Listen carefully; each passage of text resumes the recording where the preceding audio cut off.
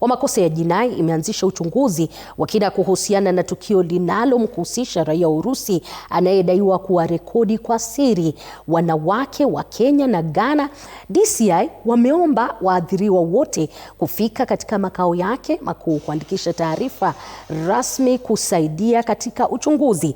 Sijui kokote kule uliko, kama umekutana na wale ambao wamerekodiwa, unamjua yeyote ambaye amerekodiwa kwa siri, unamjua yeyote ambaye labda dadako, labda anti yako, labda yote yule, manake mimi ni kama niliona rafiki mmoja tu najua, na sijui kama nitamuhimiza kufika kule.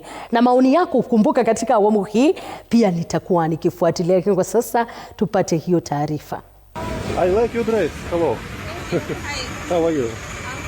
Idara ya upelelezi wa makosa ya jinai DCI imeanzisha uchunguzi dhidi wa raia wa Urusi aliyerekodi wanawake bila idhini yao na kisha kusambaza video hizo mitandaoni. DCI imeshitumu kitendo hicho ikieleza kuwa raia huyo amekiuka haki za wanawake hao. Imeeleza kuwa mienendo kama hiyo inachukuliwa na serikali ya Kenya kuwa aina ya ukatili wa kijinsia unaowezeshwa na teknolojia. Aidha, idara hiyo imesema kuwa makosa hayo yanaweza kushtakiwa chini ya sheria ya matumizi mabaya ya kompyuta na uhalifu wa mtandaoni na sheria nyingine husika zinazolinda wanawake na watoto. Hatua zilizochukuliwa na DCI ni pamoja na kuanzishwa kwa vitengo maalum vya uchunguzi wa uhalifu wa mitandaoni na ukatili wa kijinsia ili kukusanya ushahidi zaidi. DCI inafuatilia nyayo za kidijitali ili kumtambua mshukiwa huyo. Idara hii pia inashirikiana na washirika wa kimataifa wa utekelezaji wa sheria na mamlaka za kigeni kutokana na hali ya kuvuka mipaka ya tukio hili. Aidha, idara hii inawafuatilia watu au taasisi zozote